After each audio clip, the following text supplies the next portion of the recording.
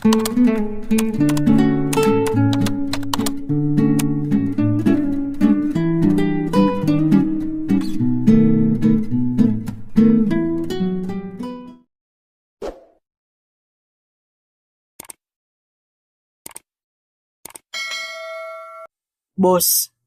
sa tingin ko po kailangan nyo na mamili ng tagapagmana nyo.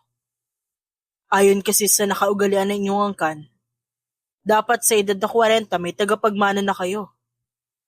Sabi ng isang tauhan ng isang bilyonaryong nagngangalang Logan Timothy Suarez. Tumugon si Logan. Saan naman tayo hahanap ng bata na magmamana ng kumpanya ko? Kapag alam nyo na kung saan tayo makakakuha, sabihan nyo ako. Tumangutango ang tauhan ni Logan. Noted, boss. Anito, saka umalis na ng opisina ng kanyang amo. Nasa opisina kasi ngayon si Logan, na amo, ng binatang nagsalita kanina. Tamang chill lang, habang nag-aayos siya ng ibang mga papeles ng kanyang kumpanya. Nasa kalagitnaan ng pagbabasa ng reports, nang biglang tumunog ang kanyang telepono. Sinagot niya ito nang makita kung sinong tumatawag. Ito'y walang iba kundi ang kanyang ama. Hello, Dad. Ba't po kayo napatawag? Anak, kumusta? May tagapagmana ka na ba?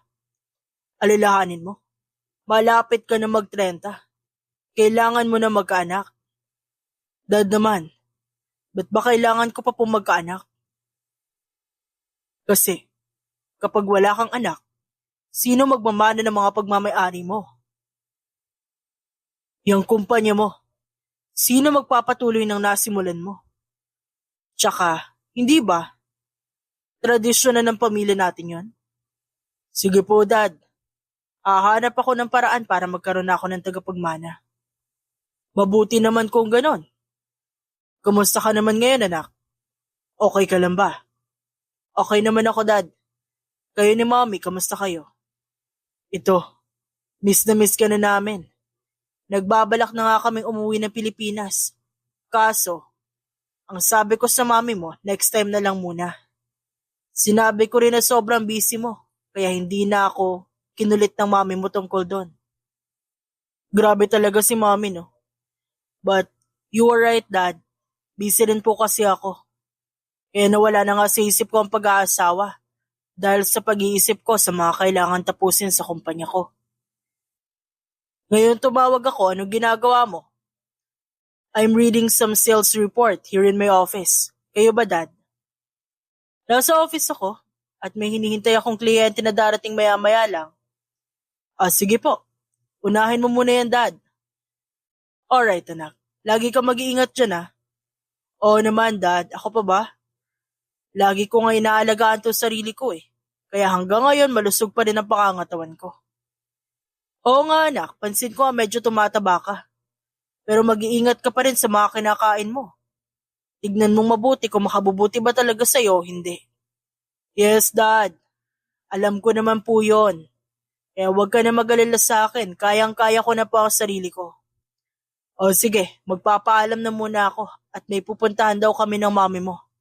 Kanina pa yata ako tinatawagan ito eh. Ngayon ko lang nakita. Sige na anak, bye.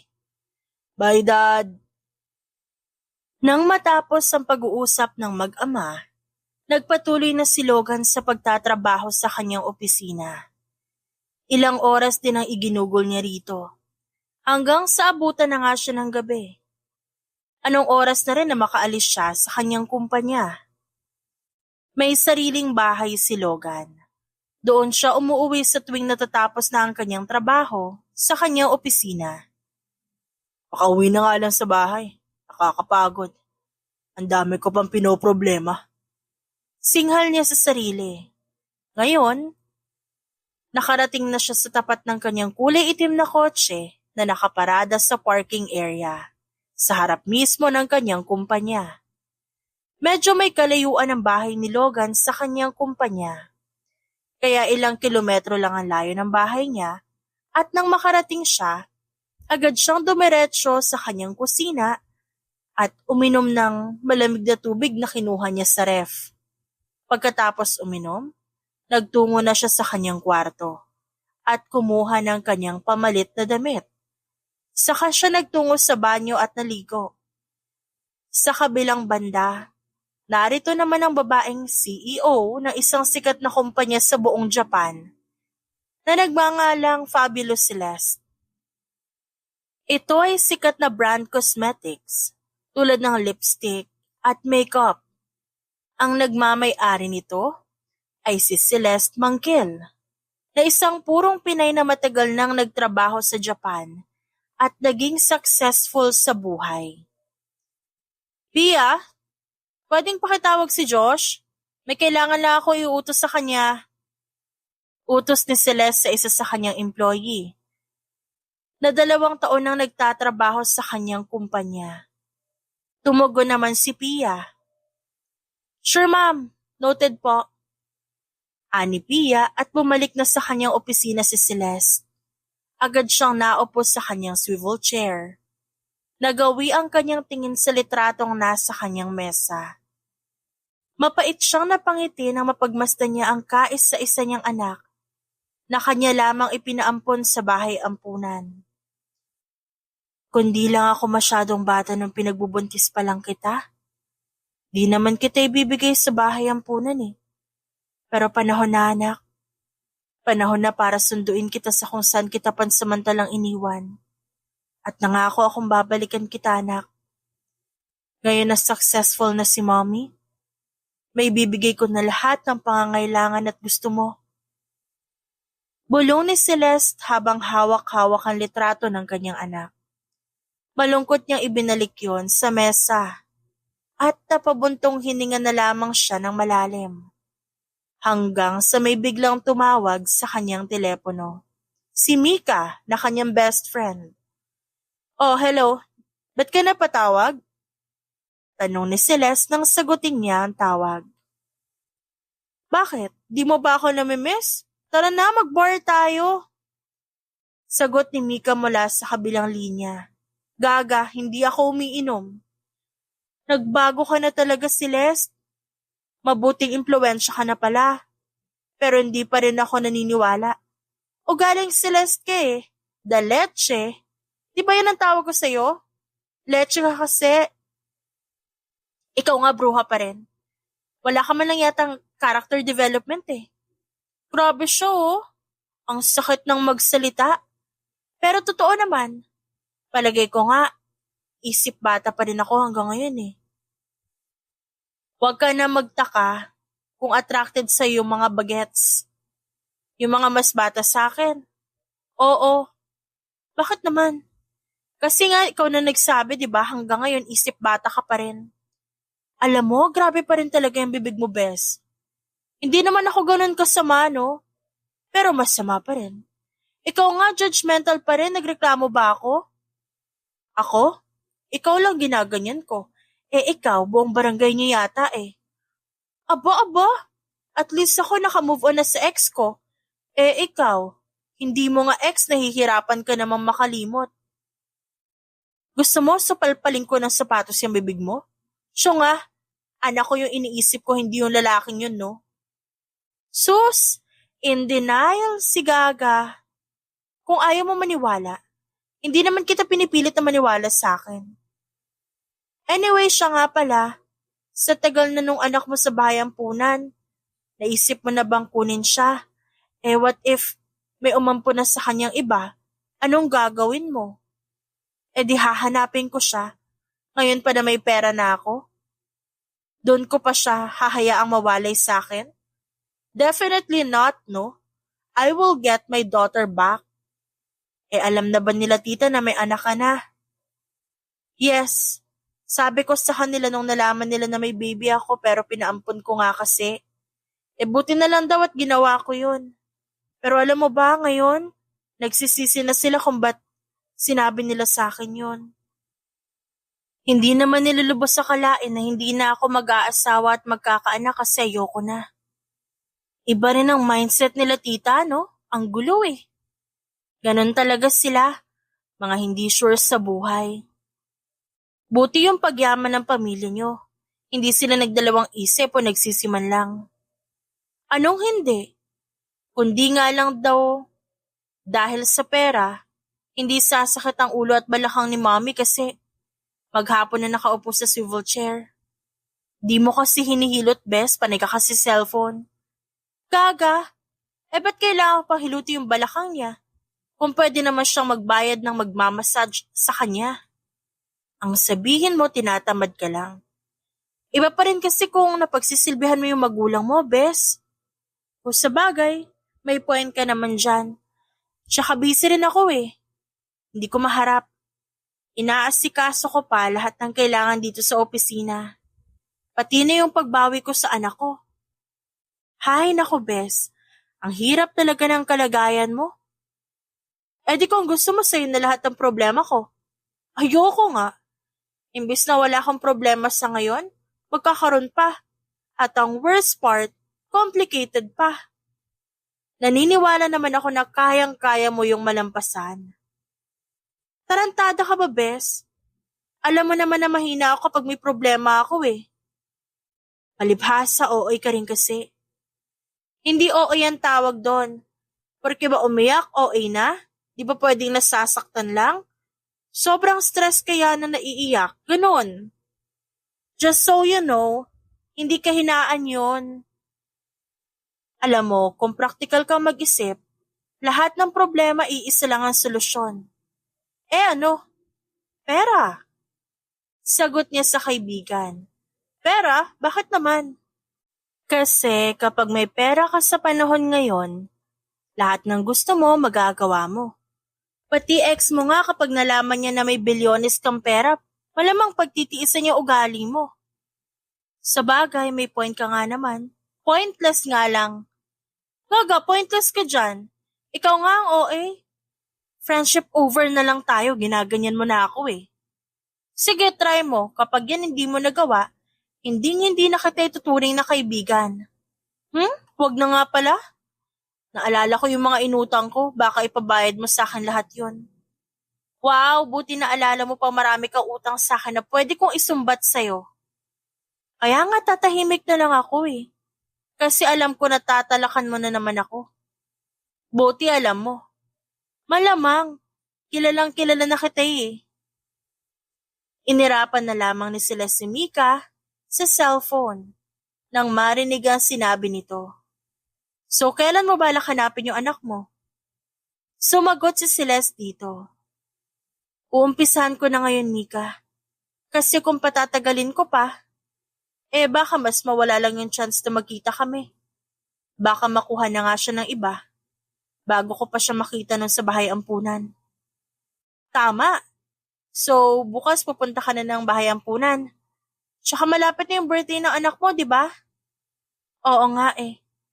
Magtatatlong taon na siya ngayon taon. Sana kapag nalaman ng anak ko yung ginawa ko, sana matanggap niya pa ako bilang mommy niya. Alam mo, Bes, walang anak ang kayang tiisin ng magulang ng mahabang panahon. Sigurado akong imbis na kamuhian ka niya, matututunan niya intindihin ang kalagayan niya noon. Depende sa klase ng pag-iisip ng bata. May mga bata kasing kahit ipaintindi mo sa kanila, hindi pa rin maniniwala sa'yo. Baka iba naman kung mag-isip ang anak mo. Sigurado ako maintindihan ka niya. May reason naman kaya nagawa mo yun sa kanya eh. Sana nga lang at mapatawad niya pa ako bilang kanyang tunay na ina. At sana lang din nandun pa siya, no? Mahihirapan ka kapag may nakaampon na sa kanyang iba. Huwag kang mag-alala, pupunta ako sa mismong birthday niya. I will surprise her. Kahit anong gawin mo, basta susuportahan kita. Wawa, bago sa'yo yan. Ang alin, yung suportahan ka? Oo, dati kasi nung pinagbubuntis ko pa yung anak ko, mas galit ka pa sa nanay ko eh. Sorry na, nagulat kasi ako nun. Kaya naging ganun na lang yung reaction ko. Hindi mo na talaga may tatanggi. OA ka na talaga ever since. Di wow, sige na, may gagawin pa ako. Kinumusta lang talaga kita. Sige, papatayin ko na tong tawag ha. Ingat, bruha. Nang makatugon na si Celeste, binabaan niya na ng tawag si Mika. Ba't ba kasi tumawag yun? Nagmo-moment pa ako panira talaga kahit kailan. Napasandal na lamang siya sa kanyang swivel chair at napatingala na lamang sa opisina. Ilang segundo lang ang lumipas nang pumasok sa kanyang opisina ang sekretary at inilapag ang kanyang mga papel na dala sa lamesa ng dalaga. Kaya napatanong na lang si Celeste sa kanyang sekretarya. Ano to? Matatapos ko lang mag-check ng mga sales report ma'am, suggestions po lahat ng yan sa buong buwan. Ba't ang dami naman po yata? Mapang-asar niyang tanong dito at inirapan ng sekretarya. Di niyo po kasi ito nakita na nakaraang buwan. Kasi busy po kayo sa pag-aasikaso ng mga wala sa factory. Okay, sige. Pakiiwan na lang dyan sa mesa ko, ako nang bahala dyan. Sige po ma'am, babalikan ko na lang po kapag okay na. Anito, sabay alis sa opisina. Sa dami ng mga aasikasuhin na papeles na Celeste, inaabot na siya ng gabi bago nakauwi sa kondo niya. Dito pa lang niya gusto mamalagi dahil mas malapit ito kaysa sa mismong lokasyon ng bahay niya. Nang makarating siya sa kondo, agad siyang dumiretso ng kwarto. Binagsak niya ang katawan sa kama at napatitig sa kisame. Napabuntong hininga na lamang siya ng malalim. Stress na stress kasi siya sa mga nakaraang araw. Ay nako, nakakapagod talaga magpayaman. Hindi ko na alam kung kailan ako ulit magiging malaya mula sa mga papeles na kailangan ko pang i-check. Ba't kasi kanina lang binigay? Imbes na makapag-focus ako sa pagbawi sa anak ko. Pero ngayon wala. Busy ulit. Nandito ako ngayon at hindi ko na alam ang gagawin ko. Busy bukas at busy sa mga susunod na araw. Ano ba to? Grabing buhay naman to. Reklamo niya sa sarili. Naihilamos na lamang niya ang palad sa mukha sa sobrang inis at stress. Kung si Celeste ay stress na stress sa trabaho, ito naman si Logan ay todo sa paghahanap ng batang maaampon para maging susunod na tagapagmana niya sa hinaharap. Kasalukuyang nasa tapat siya ng isang bahay ampunan. May mga kasama siyang tauhang inutusan niya upang magtanong-tanong sa mga madre na naroon. Pero bumalik ang mga tauhan niya at wala silang dalang bata. Ano? May nahanap na kayo na pwedeng maging anak ko? Bungad na tanong ni Logan na sinundan ng pagtugon ng isang tauhan niya. Wala po, boss. Kasi kayo daw po dapat ang pumunta doon. Kayo rin daw dapat po ang makiusap sa pinakamataas na pinuno ng mga madre.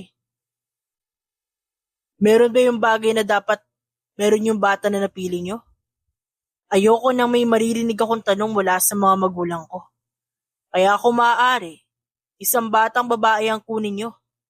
Yung nasa 3 years old na, maliwanag. Copy, boss. Sabay-sabay na tugon ng 5 tauhan ni Logan bago muling bumaba. Sinundan sila ni Logan pabalik ng bahay ampunan. Pagbaba ni Logan sa kanilang sasakyan at pagpasok niya sa malawak at madamong parte ng bahay ampunan, napansin niyang maraming bata ang naroon. Sa kanyang paglingalinga, natangay ang kanyang paningin sa isang batang babae na mag-isa sa isang bench na naroon.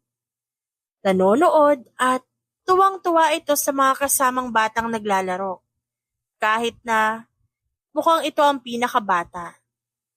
Dali-daling nilapitan ito ni Logan at gumising kinausap. Hello!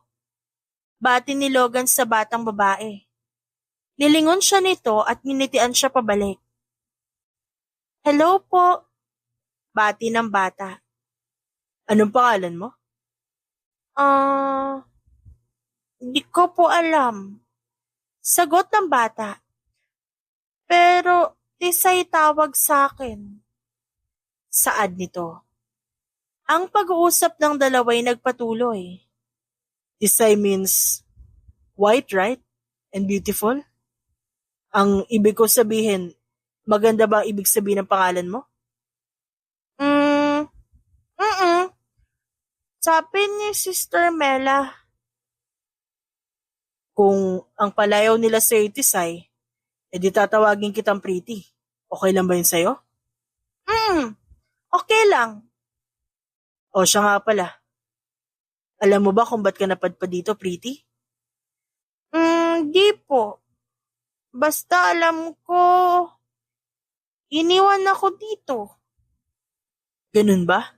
Siya nga pala, ilang taon ka na. Ang ganda mo na magsalita matatas ka na magsalita.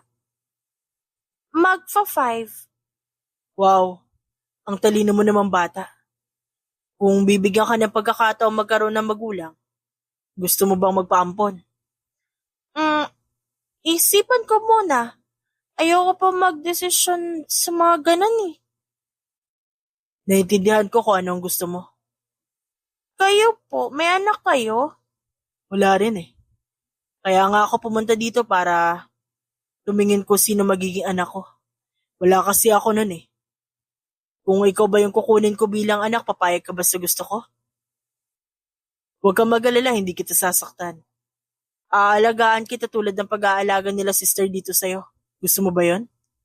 Pag-aaralin kita sa magandang paaralan at ituturing kita na parang tunay kong anak. Wala pa po kasi sa isip ko yung ganyang bagay. Ang gusto ko po ngayon, mayakap at makilala yung tunay kong magulang. Yun lang po hiling ko sa nalalapit kong birthday. Kailan ba birthday mo? Sa Miyerkules na po. Bakit po? Gusto mo ba i-celebrate natin yan kasama sila Sister Mela? Ang malungkot na mukha ng batay napalitan ng kasiyahan nang marinig ang sinabi ni Logan. Talaga po? Magiging party po yung birthday ko? Oo, Pretty. Totoo ang sinasabi ko. At gagawin nating maganda ang birthday mo. Nakangiting sagot ni Logan sa bata. Napayakap na lamang si Tisay kay Logan, habang bitbit nito ang malapad ng ngiti sa kanyang malaanghel na muka. Thank you po, sir. Bumitaw sa pagkakayakap si Logan sa bata at tinitigan niya ito sa mga mata. Ano ka ba? Wala yon. Since malapit ang loob ko sa'yo, ikaw na ituturing ko anak dito. Okay lang ba sa'yo? Okay lang po. Huwag mo na akong tatawaging sir Mas maganda kung daddy o papa na lang. Mas magiging komportable ako kapag ganun ang itinawag mo sa akin. Daddy? Oo, bakit? Ayaw mo ba akong tawagin daddy? Tsaka ituring mo na rin akong tunay na papa mo. Mabait naman ako, huwag kang mag-alala. Gaya ng sabi ko, hindi kita sasaktan. Hindi ako masamang tao. Mukha lang akong ganito kasi nagtatrabaho ako. Pero handa akong ibigay sa'yo lahat ng gusto mo at aalagaan kita tulad ng ginagawa nila sa'yo dito. Dito po? Lagi po ako inaaway na ibang bata Hindi po ako sinasali sa laro nila. Lagi po akong tinutulak kapag gusto kong makipaglaro. Ganun ba? Ibig bang sabihin binubuli ka nila dito? Alam ba ito nila sister? Di po. Hindi ko po sinasabi. Kasi sabi nila sa akin kapag nagsumbong daw po ako, mas aawayin daw nila ako. Kaya hindi na lang po ako nagsusumbong. Kailangan mo na umalis dito kung ganun. Di ka na naman nila tinatrato ng tama ng ibang bata dito Pero dito po ako lumaki. Paano po sila, sister? Sabi ko pa naman, kapag lumaki na ako natutulong sa kanila. Pwede mo pa naman sila matulungan kapag nakapagtapos ka na ng pag-aaral. Kapag nagkaroon ka ng magandang trabaho, matutulungan mo sila sa mga gastusin nila dito. Ayaw mo ba yon? Gusto ko po. Kung pag-aaralin ba kita, sasama ka sa akin para makapagtapos ka. Opo, syempre. Gusto ko po mag-aral Kung handa ka na, sabihan mo lang ako. I will do everything for you, Tisay. Alam mo yung mga kasama ko? Pwede mo silang ituring na bodyguard mo. Pwede mo silang utusan. Ayaw ko po. Masama pong utusan ng mas matanda sa akin. Ayaw ko po ng ganon. Magagalitan ako nila Sister Mela. Masasanay ka rin sa kanila kapag nakasama mo na sila. Hindi ka pababayaan ng mga yon. Poprotektahan ka namin. Mababait naman sila eh. Kaya mapagkakatiwalaan mo silang lahat. Sa ngayon, hayaan mo na kita makapag-isip-isip. Pag-isipan mo mabuti yung sinabi ko sa'yo. Kapag handa ka na, sabihin mo lang sa akin. Paano ko po sasabihin kung malayo ka? Weekend kita dadalawin dito. Ayos lang ba? May trabaho din kasi ako eh. Siya nga pala. Okay lang ba sa'yong ituring kitang anak ko? Okay lang naman po sa akin. Talaga? Opo, wala naman po masama eh. Sige. Simula ngayon, daddy na itatawag mo sa akin. At anak na ang turing ko sa'yo. Kahit na hindi ka naman pumayag sa napag-usapan natin, ayos lang. Pwede mo pa rin ako ituring na tunay na ama. Nang dahil sa sinabi ni Logan, napayakap ng mahigpit ang bata sa kanya. Lumuluha ito na may kasamang ngiti sa kanyang labi. Napangiti na lamang si Logan dahil alam niyang masaya ang bata sa lahat ng narinig dito mula sa kanya. Ngayon lang siya nakaramdam ng ganitong kasiyahan sa buong buhay niya. Kaya napayakap na lang din siya sa bata at pinatahan ito. Habang masayang nag-uusap sina Logan at Isay, narito naman si Celeste na ubod ng sipag sa trabaho. Wala na yata siyang ibang inatupak kundi ang magtrabaho maghapon, na kung saan minsan umaabot pa ng magdamag. Nakakalain mong wala na talagang panahon para magpahinga. Sa makikita mo lagay ng buhay niya ngayon. Oh, anong tinatayo-tayo niyo dyan? Magtrabaho kayo. Wala na ako natanggap kundi mga reklamo mula sa mga kliyente. Hindi ba kayo nadadala sa mga sinasabi nila dati? Kung kayo walang pakialam, pues, tignan nyo naman yung kalagayan ko. Kaya nga binigyan ko kayo ng trabaho para matulungan nyo ako sa pag-aangat ng negosyo, di ba? Pero anong ginagawa nyo? Ano? Sermon nitong si Celeste sa kanyang mga tauhan, na bumungad sa kanyang nakatayo lang sa tapat ng kanika nilang mga pwesto, habang tinititigan ng screen ng kanika nilang monitor. Ang kanyang mga tauhan agad nagsiupuan sa kanika nilang mga pwesto at nagsimulang magtipa ng kanika nilang keyboard. Napabuntong hininga na lamang si Celeste. Alam niyang naipupunta niya ang kanyang inis sa mga employee nang dahil sa kanyang personal na problema. Hanggang ngayon kasi hindi pa rin niya nababawi ang kanyang anak nang sapilitan niya itong iwan sa isang bahay ampunan. Pasensya na kayo. Alam kong nagpapahinga lang kayo at nag-iisip ng malalim sa kung paano niyo ako matutulungan. Sige na, bumalik na kayo sa trabaho. Bukas magkakaroon tayo ng meeting. Mahinahong sabi ni sila sa kanyang mga tauhan, sabay pasok sa kanyang opisina. Napatitig na lamang siya sa kisame habang iniisip ang kalagayan ng kanyang anak, hanggang sa bigla na lamang tumunog ang kanyang telepono at may tumatawag dito. Agad naman niya ito sinagot. Yes, who's this? Narinig pa niya ang pagbuntong hininga ng tumawag bago ito tuluyang sumagot mula sa kabilang linya. Celeste Mangkil, how are you? It's been a long time since we've talked. Napakunot na lamang ang noon ni Celeste nang marinig niya ang boses ng kausap. Logan? Yes. Buti at naalala mo pa ako. Sino ba makakalimot ng ginawa mo sa akin? Alam ko naman na may nagawa ako hindi maganda sa'yo. But that doesn't mean nakahayaan ko na lang na matapos yung nangyari sa atin ng ganun-ganun lang. Ano sa tingin mo sa akin? Wala ka nang aasahan sa akin, Logan. Ayaw mo na ba sa akin? Kapag sinabi kong oo, titigilan mo na ba ako? Logan, sawang-sawa na ako sa lahat ng sakit na naidulot mo sa akin noon. Naging sobrang totoo ako sa'yo pero ikaw, anong ginawa mo? Sumama ka sa babae mo nung gabing kailangan kita. Kaya kung ako sa'yo, tigil-tigilan mo na ako ah. Wala akong balak na pabalikin ka pa sa buhay ko. Celeste, hindi ko sinadya lahat na nangyari. Ilang beses ko bang sasabihin sa'yo na ikaw lang ang minahal ko sa buong buhay ko? Sa'yo lang ako naging matino. Matino? Pero nagawa mo akong lokohin? Matino pa ba yung masasabi mo sa sarili mo na hinayaan mong landiin ka ng iba habang ako naghihintay na umuwi ka? Kapal ng mukha mo. Kapal ng mukha mo na tawagan ako pagkatapos mo akong iwan at ipagtabuyan. At napilitan ka lang sa akin. Napilitan ka lang dahil gusto mo ako makuha. Wala akong sinabing ganon. Sinungaling ka. Alam ko itatanggi mo lahat, Logan. Kaya kung ako sa'yo, lumayo ka na at wag mo na akong tawag-tawagan pa. Bago ko pa maisipang sugurin ka at saktan ka. Akmang papatay niya na ang tawag nang muling magsalita si Logan sa kabilang linya. Kahit anong sabihin mo, Celeste, tatanggapin ko na lang. Basta bumalik ka lang sa akin, love. Napabuntong hininga na lang ng malalim si Celeste. Di na ako babalik sa'yo.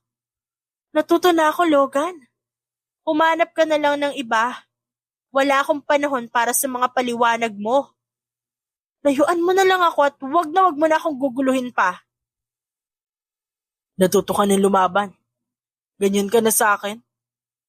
Huwag kang mag-alala, nagbago na ako. Hindi na ako pumupunta sa mga bar, Celeste.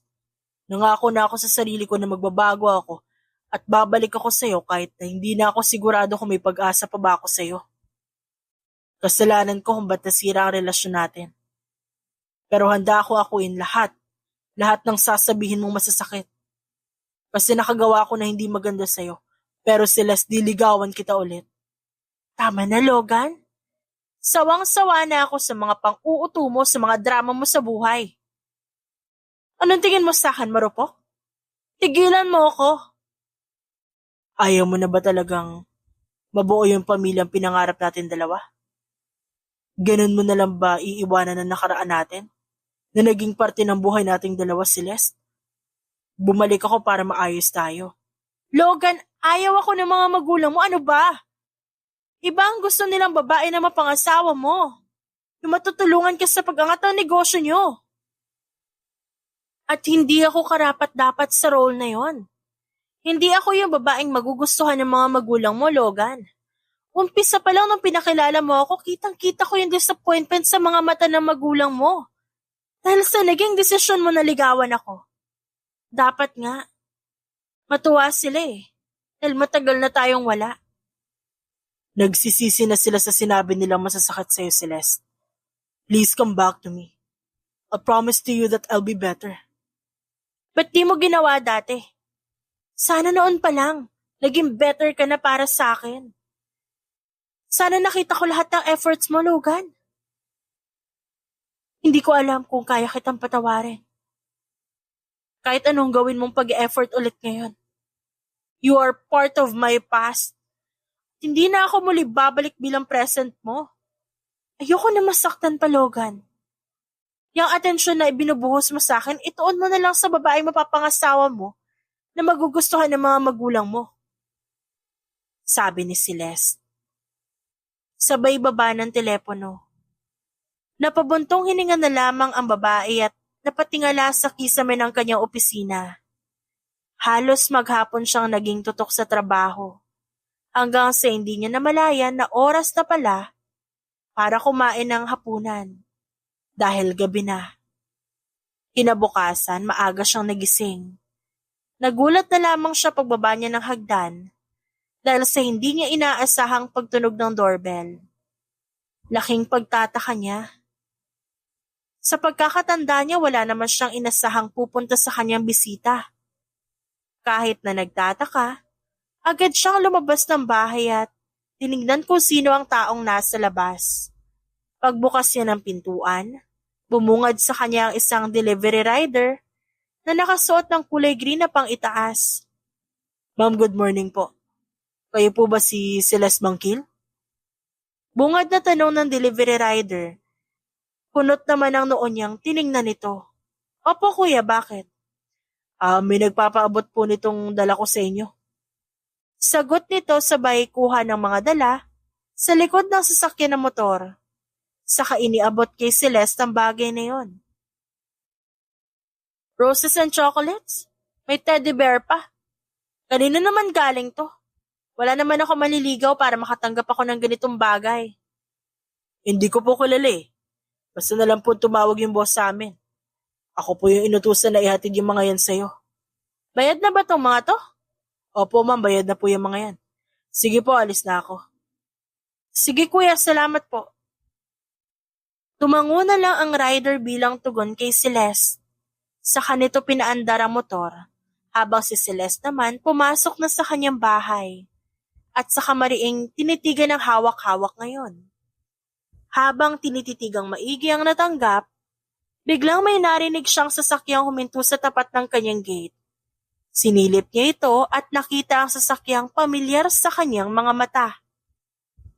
Teka, kotse ba yun ni Logan? Hindi ako pwedeng magkamali. Sa kanya yung sasakyan na yan. Hindi kaya siya yung nagbigay ng mga to?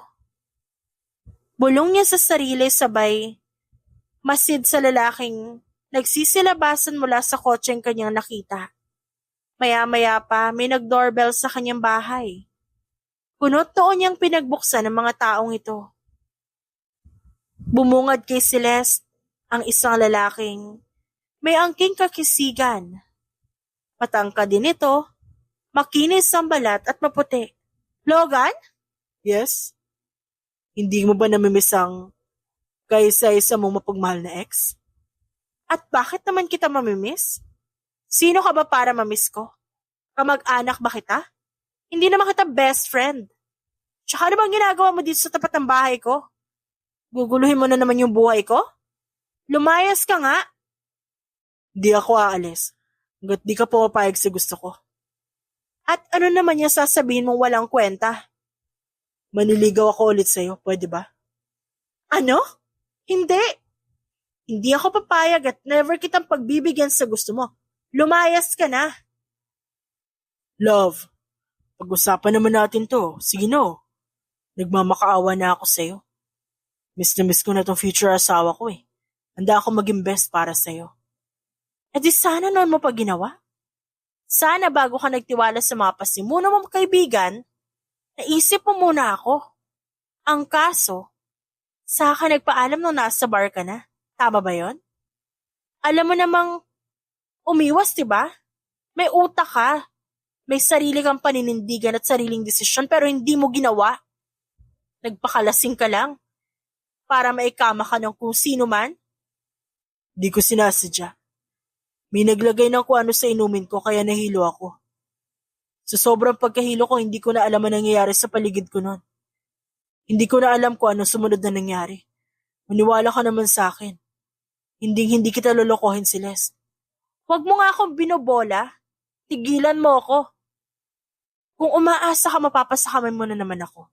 Diyan ka nagkakamali. Hindi na mangyayari yon. Please, isang chance lang naman hinihingi ko eh. Papatunayan ko naman sa iyo ang totoo. Totoo lahat ang sinasabi ko ngayon. Huwag ka nang umasa, Logan. Hindi na ako magpapaloko pang muli sa'yo. At itong mga bulaklak at chocolates na to, alam kong galing sa'yo lahat ng to. Ayan, kunin mo na yan. Hindi ko kailangan yan. At pinagbabawalan ko yung sarili kong kumain ng matamis. Kaya sa'yo na yan, lamunin mo hanggang sa mabulunan ka. Sigaw ni Celeste kay Logan sabay bato ng mga natanggap niya kanina mula sa delivery rider. At padabog na pumasok sa loob ng bahay. Dito na napatanong ang isang tauhan ni Logan. Boss, sa inyo po ba talaga nanggaling yun? Sa pagkakaalala ko po, wala naman po kayo naiutos sa amin na bigyan si Ma'am Celeste niyan. Kunot noo si Logan na tumingin doon sa babaeng naglalakad papalayo. Bumaling siya sa kanyang tauhan. Hindi ko siya binigyan ng mga to. Hindi naman to branded chocolate na paborito ni Celeste. Kilalang kilala ko yan. Mahilig siya sa matatamis pero pili lang ang gusto niyang brand ng tsokolate. Kung hindi po sa inyo galing, kanino po? Hindi ko alam. Yan ang tutuklasin natin. Manmanan niyo lahat ng darating na regalo kay Celeste. Si Paul ang kasama ko mag-track kung sino nagbibigay ng regalong ganito. Tayo na. At nang maumpisa na natin ang paghahanap sa kung sino mga lalaking yan. May mga teddy bear pang nalalaman. Akala naman niya, Makukuha niya sila sa mga ganun. Agad na nagtungo sa kanyang opisina si Logan at ang kanyang mga tauhan naman ay patuloy sa pagmamasid sa harapan ng pamamahay ni Celeste. Walang kaalam-alaman dalaga sa lahat na nangyayari ngayon sa labas ng kanyang bahay. Ang mga tauhan ngayon ni Logan ay para bang mga magnanakaw na hinihintay na makaalis ang may-ari ng bahay bago sila sumalakay. Nagmamadaling umalis ng kanyang bahay si Celeste sakay ng kanyang kotse. Sinundan naman siya ng mga tauhan ni Logan. Sinigurado ng mga tauhan ni Logan na hindi sila mahahalata ni Celeste. Pagkarating ng dalaga sa kumpanya, agad itong bumaba ng kanyang mamahaling kotse at tinawag niya ang kanyang isang empleyado at kinausap ito. Pagkatapos sila mag-usap, sabay na silang pumasok sa loob at agad namang dumiretso sa loob ng opisina si Celeste. Umpisa pa lang ng araw talaga namang stress na siya. Puno na naman kasi ang kanyang desk ng mga hindi pa nababasang report. Padabog siyang lumapit sa kanyang mesa at pagsakang balikat niyang umupo sa kanyang swivel chair. Habang nagpapalamig ng ulo si Celeste, siya namang pagdating ng kanyang sekretarya. May mga dala itong isang bouquet ng pulang rosas, isang karton ng tsokolate, at isang sulat na nakalagay sa isang espesyal na sobre. Ma'am, may nagpapabigay po sa inyo nito. Na naman? Teka, kilala mo ba yung nagbigay niyan? Hindi po eh. Ngayon ko lang po nakita yung lalaking yun. Parang bagong mukha siya dito sa syudad natin. Bagong mukha? As in bagong lipat, ganun ba? Opo, parang ganun po. Sa tagal ko dito sa syudad natin, hindi ko pa nakita ang mukha niya. Baka bagong lipat lang siya, ma'am. Kanina nung binigay niya itong hawak ko, mukha siyang mayaman, ma'am. Sa pananamit pa lang niya eh. Mayaman? Ibig sabihin pwede siyang nagmamay-ari ng kumpanya, ganon. Opo, parang ganon na nga po. Teka, kilala mo naman siguro si Mr. Suarez, diba? Hindi ba siya yung nagbigay ng mga yan? Kilala ko po si Mr. Suarez eh. Dati niyo pong boyfriend yun. Pero yung lalaki po na nakausap ko, bagong-bago po talaga sa paningin ko yung itsura niya. Hindi niyo rin po siya naging kliyente. Kundi si Logan nagpapadala sa akin ng mga to. Hindi kaya trap lang ang mga bagay na binibigay ng lalaking yun? At kapag may kinain o sininghot ako doon, mamamatay ako? Ma'am, hindi naman siguro patibong itong binibigay sa inyo. Kasi kung ganun, mas mauuna po ako mahimatay o mamatay kasi ako yung pinag-abutan eh. Kung sa bagay, you're right. Pero sino kaya magbibigay sa akin nito? Baka kilala ka niya, ma'am. Tapos may lihim siyang pagtingin sa'yo. Hindi ba't nakakagana po magtrabaho kapag ganun? Pero sa tingin ko mas okay kung babalik ka na sa trabaho mo at yung mga hawak mo itapon mo na lang. O kaya sa'yo na lang. Hindi ko kailangan ng mga yan dito sa opisina ko. Nagkakaintindihan tayo? Opo, ma'am. Sa amin po na lang to nila Josh. Sayang po kasi eh. I don't care. Basta ilayo mo yan sa opisina ko. Opo, ma'am. Masusunod po. Napahilot na lang sa sentido si Celeste dahil sa nangyayari ngayon sa buhay niya. Masyado na siyang stress itong mga nakaraang araw. Kaya minsan, sumasakit na rin ang kanyang ulo. Napapapikit na lamang siya habang nakatingala sa kanyang swivel chair at pinapakalma ang kanyang isipan sa lahat ng nangyayari. Samantala si Logan naman, abala sa pagtugis ng umaaligid kay Celeste.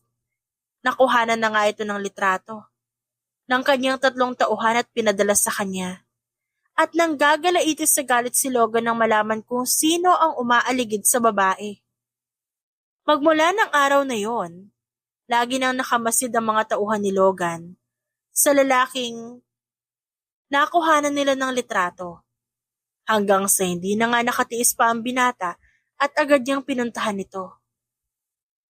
Hindi na siya nag-aksaya pa ng pagkakataon. Gustong-gusto niya na ito makaharap. Pagkarating ni Logan sa lugar kung saan kasama niya ang mga tauhan, napangisi na lamang siya. Doon na ba ang bahay ng ungas na river na yon? Kahit kailan talaga mga agaw siya. Singhal ni Logan. Kitang-kita sa mukha ng binata Ang inis niya sa lalaking umaaligid umano kay Celeste. Bago pa makapasok ang lalaki na gangalang River, agad na itong hinarang ng mga tauhan ni Logan. Kaya napahinto ito at nanatili lamang siyang nakatalikod. Hoy, kilala kita ah. Alam ko ikaw nagbibigay kay sila sa mga bagay na bawal niya matanggap. Na dapat ako lang nagbibigay sa kanya ng mga yun. Pwede ba? Layu-layuan mo yung asawa ko ha. O ayaw mo maglako na maaga sa mundong to? Nagkakaintindihan ba tayo, River? Mariing sabi ni Logan. Dahan-dahang lumingon ng lalaki kay Logan at kumisi. Anong pakiramdam na inaagawan at binabakuran ng taong gusto mo? Nakakamatay sa sobrang selos, diba? Kung sa bagay naman sa'yo yun eh. Ang hilig mo kasing mang-agaw na hindi sa'yo. Kaya aagawin ko rin ang dati mo nang pinakawalan at hinayaang pinakamamahal na babae. Nang dahil sa sinabi nitong si River, mas lalong uminit ang ulo ni Logan. Kaya hindi niya napigilang hindi bumunot ng baril mula sa kanyang likuran. Kung di mo lalayuan si Celeste, mas okay pa na mauna ka na sa impyerno. Babaril niya sana ni Logan sa ulo si River nang bumunot din ito ng baril mula sa kanyang pantalon at saka itinutok sa ulo ni Logan. Wag na wag mo akong hinahamon, Logan. Hindi mo na ako matatakot ng ganyan at hindi na ako tulad ng dati na tahimik lang. Ibang-iba na ang River na nasa harapan mo ngayon. Matagal na ako nagbago. Yung duwag na River na kilala mo matagal nang patay. Ngayon, magdusa ka sa kung paano ko sisirain ang buhay mo. Panahon naman para agawin ko ang lahat ng dapat ay akin. Wala kang utang na loob. Tinulungan kita para umangat sa buhay. Tapos ganito ay susukli mo sa akin? Ang taas ng pangarap mong maagaw sa akin si Celeste. Wala kang panama sa akin, River, dahil isa kang talunan. Ano sabi mo? Sige, iputok mo yung baril mo at magkaalaman tayo dito kung sino talagang karapat dapat para kay Celeste. Hindi lang si Celeste ang gusto kong maagaw sa'yo, Logan. Lahat-lahat ng pinaghirapan mo. Na namana mo lang din kay Lolo, aagawin ko sa'yo. Wag na wag mong susubukan, River. Lakas ng loob mo ah. Baka nakakalimutan mong marami kami at nag-iisa ka lang. Ha, yun ang akala mo. Pagkasabi ni River nito, agad na bumungad sa harapan ni Logan ang mga lalaki nagsisilakihan ng pangangatawan. O ano, Logan? Handa na ba kayo? Well-trained din ang mga tauhan ko. They will never disappoint you. And they will challenge you. Tignan mo nga yung katawan ng mga tauhan mo. Wala pa sa kalahati ng laki ng katawan ng mga alaga ko. Lakas ng loob mong magpunta rito sa teritoryo ko ah. Kala mo naman talaga makakapalag yung mga tagasunod mo. Tama na ang yabang. Umpisa na natin to since dito ka na rin naman ah. Sige, kung yun ang gusto mo at para tigilan mo na rin si Celeste. Dahil akin lang siya. Sa akin lang si Celeste. Wala akong pakialam sa mga gusto mo sa buhay. Kumag ka. Ano? Sino ang unang papalag sa mga alaga mo? Ah, mauna ka na pala, Logan. Total mayabang ka naman, di ba? Para naman may mapuntahan yung kayabangan mo. Bakit hindi ikaw?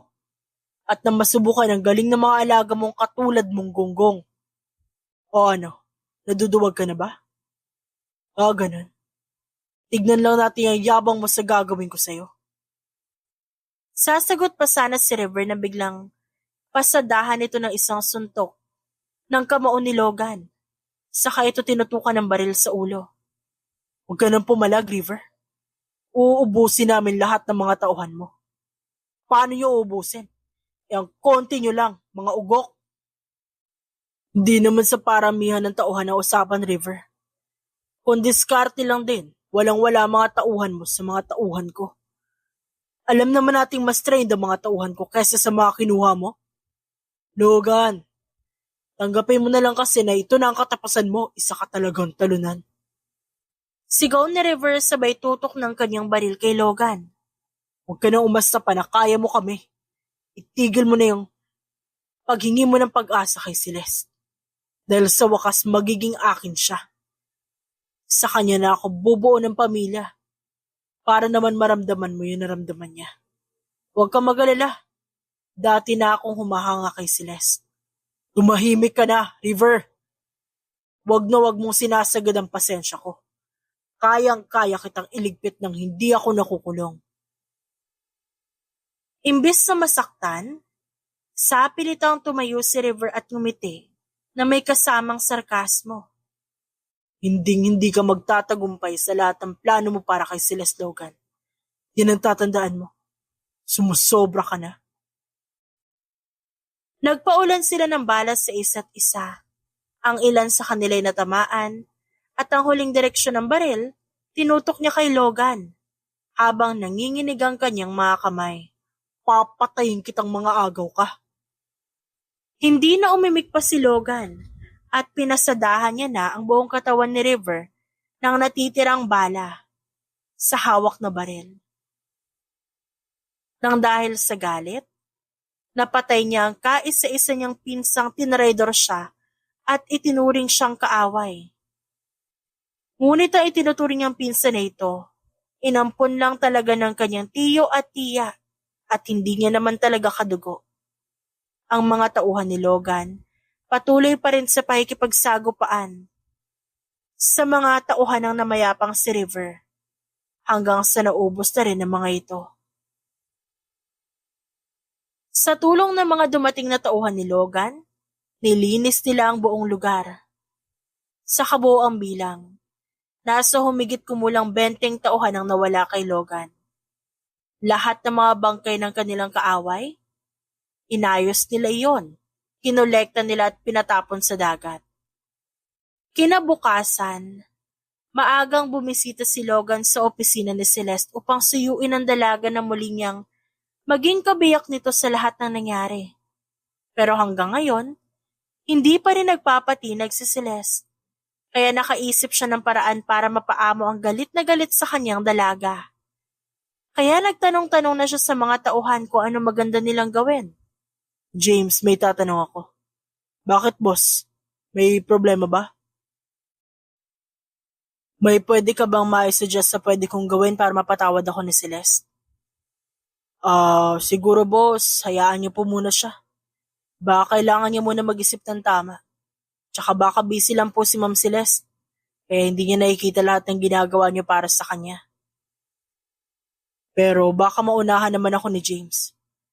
Yun ang kinakatakot ko na baka mahulog siya sa iba. Ayaw ko mapunta sa iba si Celeste. Nangako ako sa sarili ko na gagawin ko ang lahat para makasama siya muli. Pakakasalan ko na siya kapag pumayag siyang maging kami ulit. At hindi ko na siya pakakawalan pa. Kahit kailan. Paano kung ayaw niya talaga, boss? Anong gagawin niya yan? Ano ba sabi ko? Gagawin ko ang lahat kahit kamuhian niya ako.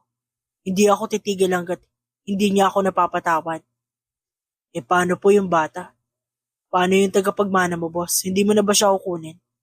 Si Pretty? Naaawa ako dun. Kaya kukunin ko pa rin siya. Kukupkupin ko siya na parang tunay na anak. Alam niyo, boss, ang swerte ng bata sa inyo. Ako ang swerte sa kanya.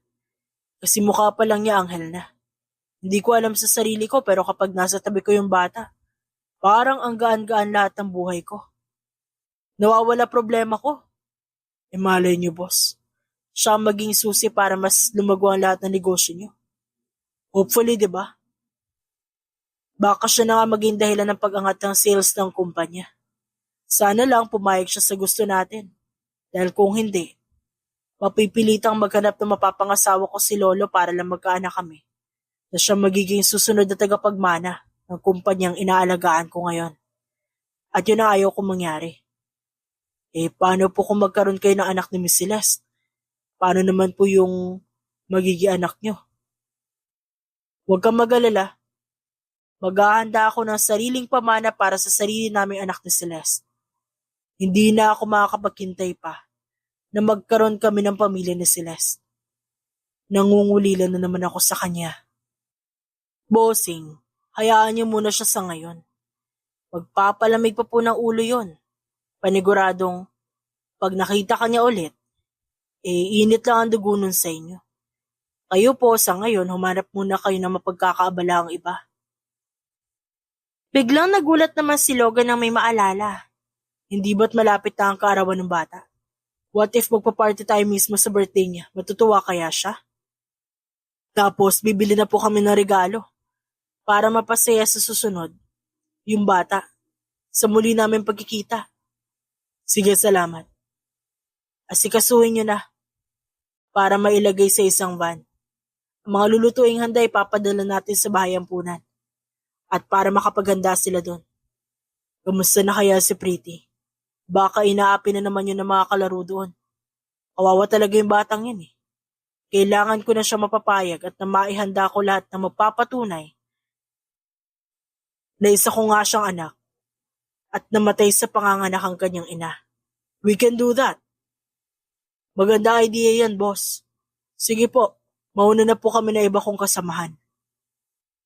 Pagpapaalam ng kanang kamay ni Logan, saka iniwan na ang tasa sa ibabaw ng pabilog na lamesang salamin sa balkonahe ng mansyon.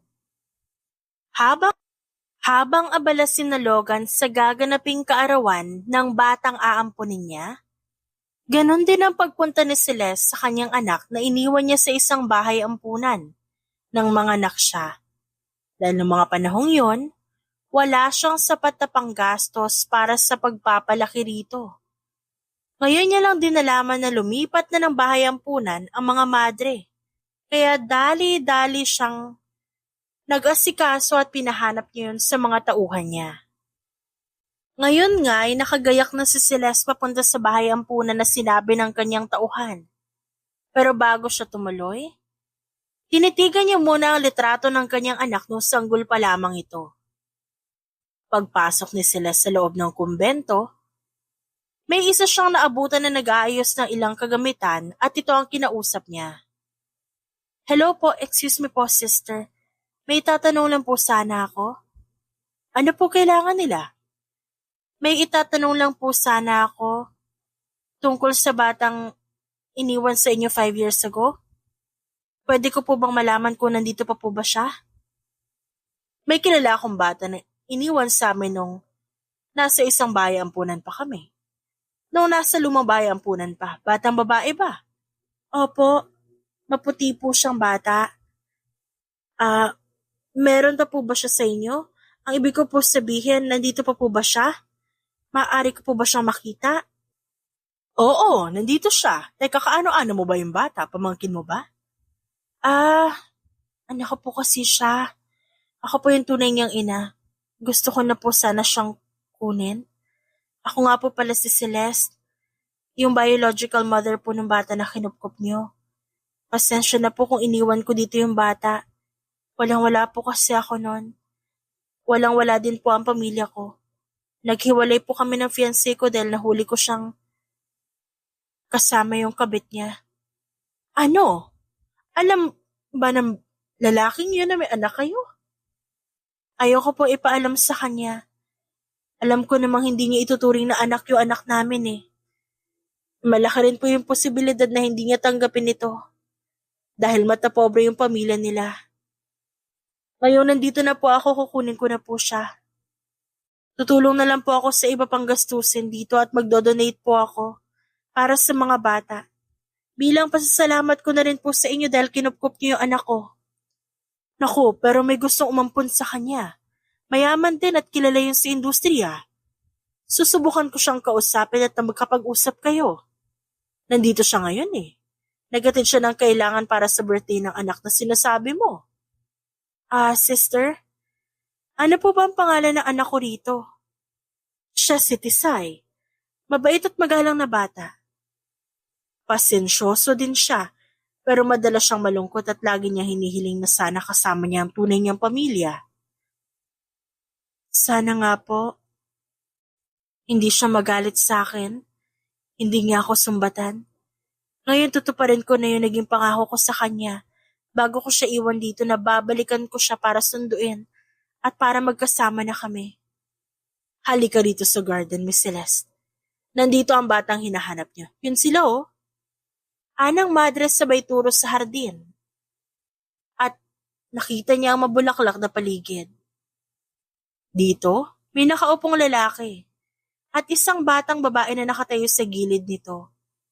Habang nakatalikod ang dalawa, paunti-unti siyang lumapit sa gawin nila at laking gulat niya nang malaman kung sino ang lalaki na humarap ito. Logan? Anong ginagawa mo dito? Celeste, ikaw pala yan. Kasi, kailangan ko nang may maipakilalang anak kay Lolo. Kaya naghahanap ako ng pwede ko ituring na anak, na siyang ipakikilala ko kay Lolo. At ikaw ang tatayo niyang ina. Actually, may nahanap na nga ako eh. Ito siya oh. Ang cute niya ang bata, di ba? At ito pa ikinagulat ng lubos ni Celeste. Nang biglang humarap ang batang kasama ni Logan, kahawig na kahawig nito ang kanilang anak ng lalaking kausap niya ngayon. Leticia? Anak ko, ikaw na ba yan? Ang laki-laki mo na. Ani Celeste. Saka diretsong binuhat ang batang babae. Saka siya humarap sa madre. Siya na po ba si Tisay? Tanong niya rito. Ang ngiti sa mga labi ni Logan ay napalitan ng pagtataka at pagkagulat. Anak mo si Pretty? Teka, paano nangyari yun? Hindi ka naman buntis o maghiwalay tayo. Umamin ka sa akin, Celeste. May naging iba ka bang lalaki maliban sa akin? Nang gagalaiti sa inis si Celeste na sumagot, wala, okay? Si Tisay ba ang tinutukoy mo? Sino lang ba gumalaw sa akin? Nagtataha ka pa kung sino ang tunay niyang ama? Palibhasa, maaga pa lang noon takot ka na sa responsibilidad at obligasyon. Kaya mas maganda, kung di ka na lang niya nakilala. Anak natin si Pretty? Oo nga, di ba? Bingi ka ba? At di pumapasok sa hukote mo lahat ng sinasabi ko? Palibhasa kasi, marumi yung tenga mo. Siguro hindi ka naglilinis ng tenga mo, no? Deserve na deserve mo talaga na hindi pabalikin sa buhay namin ang anak mo. Huwag ka naman ganyan sa harapan ng bata. Love naman. Love mo mukha mo. Huwag mo kaming kausapin. Iuuwi ko na itong anak ko para malaya ka na makagawa ng lahat ng gusto mo. Di naman tama yon. Anak ko rin siya, Celeste. Ano naman ko ama ka niya? Kaya ko naman siyang buhayin ng ako lang. Pero kailangan niya pa din ang amang magpaparamdam sa kanya na kaya ko din siya ipagtanggol. Ipagtanggol? Nagpapatawa ka ba? Sa kanya di mo siya nagawa eh. Ipagtanggol pa yan? Ano pa sinasabi mo? Sira ulo ka ba?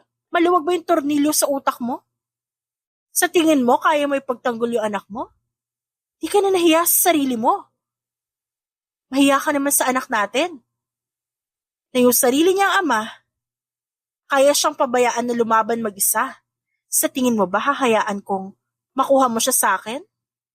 Celeste, ako ang unang nakahagilap sa kanya. Kay Pretty.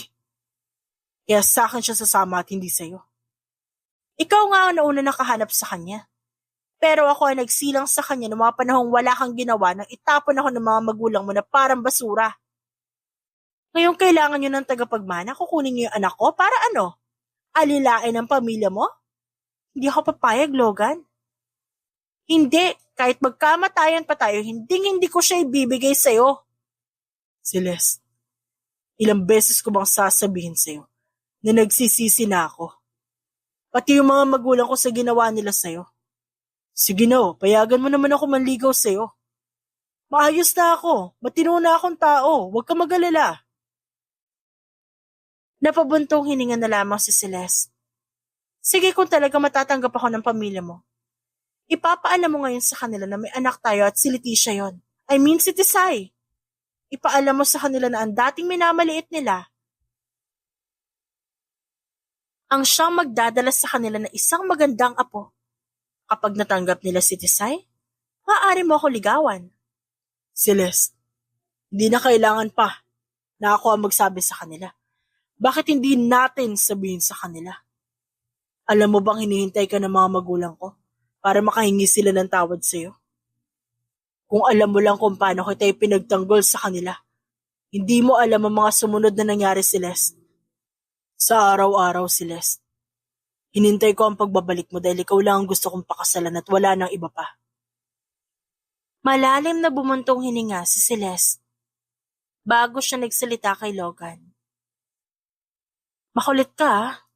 Sige, pagbibigyan kita. Para sa anak natin, papayag ako.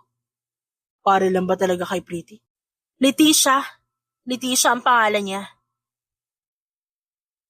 Bagay naman sa kanya ang nickname na Tisay. However, pwede ko ba malaman kung pwede ko nang mahawakan yung anak ko? Pagkasabi ni Celeste ng linyang yon, agad niyang tinawag si Tisay. At na makalapit ang bata, tiyakap niya ito at hinalikan sa noo. Pagkalapit ni Tisay, agad siyang nagtanong kay Celeste, "Totoo po ba na ikaw ang mommy ko?" "Oo naman anak. Ikaw lang ang nag-iisang prinsesa ko. Pagpasensyahan mo na si mommy ha, kung dito kita iniwan nun. Wala kasing kaalam-alam yung tatay mo na nabuo ka na pala sa sinapupunan ko. Tsaka ayaw din ako dati ng mga magulang niya. Hindi man lang ako hinabol. Mas pinili niyang hayaan ako kaysa habulin." Bumaling ng tingin ng bata sa gawin ni Logan. "Ikaw po ang tunay kong daddy? Bakit hindi ka nakapagbati kay mommy, daddy? Mukhang di kayo okay dalawa eh. Please po, magbati na kayo. Gusto ko lang po maging masaya ngayong birthday ko." Anak, hindi ganun kadali yun. Kung ayaw ng mami mo, wala akong magagawa. Kung liligawan niyo po si mommy, sasagutin po ba niya kayo? Matagal na po ako nangungulila sa pagmamahal ng magulang. Hiling ko po na sana okay na po kayong dalawa. Mommy, okay lang po ba manligaw ulit si daddy tapos sagutin niyo rin po siya para hindi na siya mahirapan? Napakurap-kurap na lamang si Celeste sa hiling ng kanyang anak. Hindi ganun kadali yun, anak. May nagawang masakit si daddy sa akin. Siyempre nasaktan si mommy.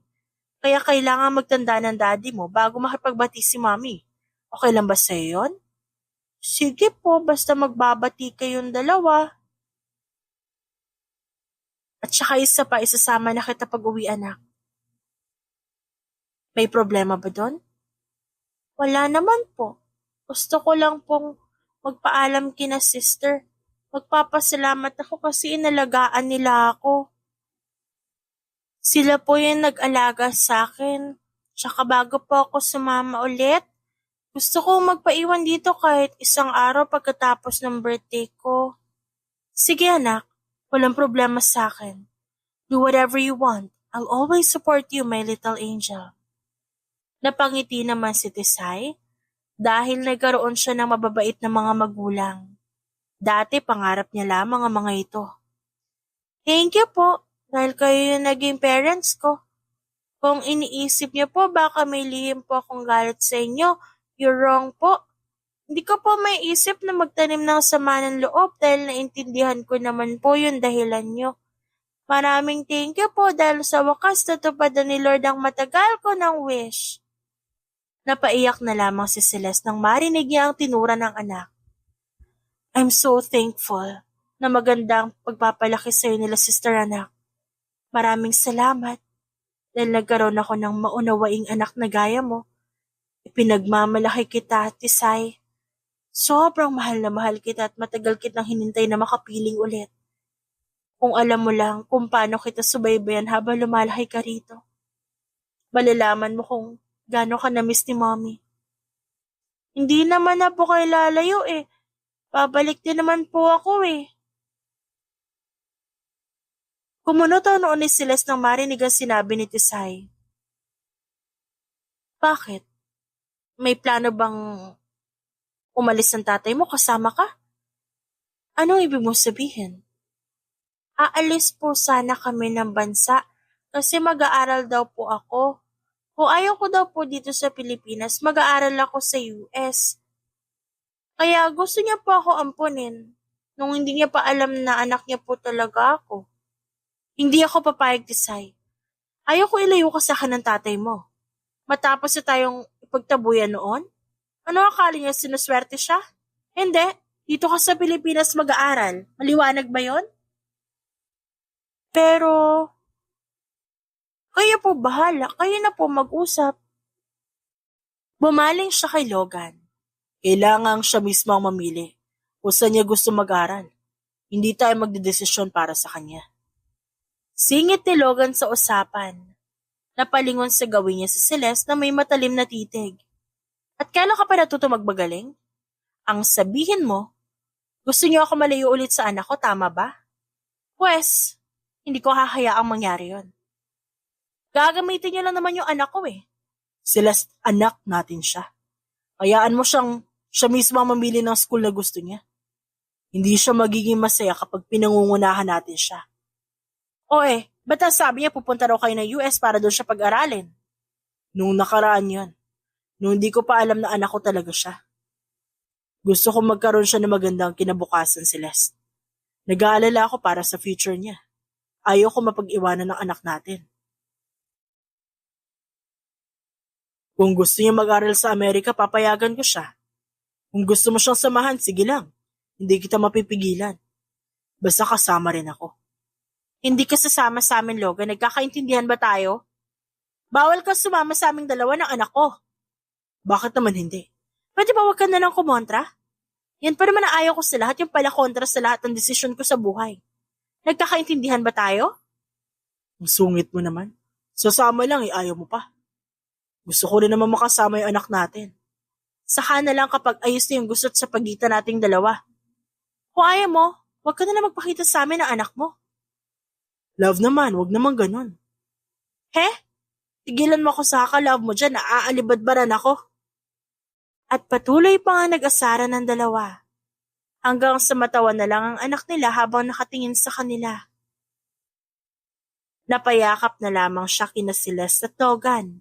Napatigil naman ang dalawa sa pagbabangayan. At niyakap din siya ng mga magulang niya. Lumipas ang mga taon at naging maayos ang takbo ng negosyo ng dalawa na sina Celeste at Logan. Ang kanilang anak na si Leticia, nagkaroon ng mga kaibigan, nabusog sa pagmamahal ng kanyang mga magulang. Hanggang sa magdalaga siya, hindi pa rin nagbabago ang pagtrato ng kanyang mga magulang sa kanya.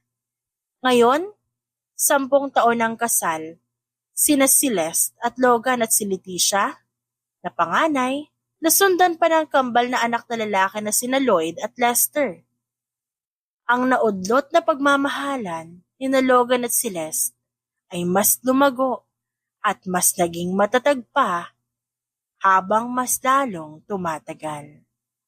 The End.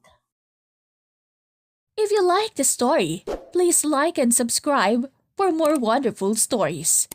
Paalam!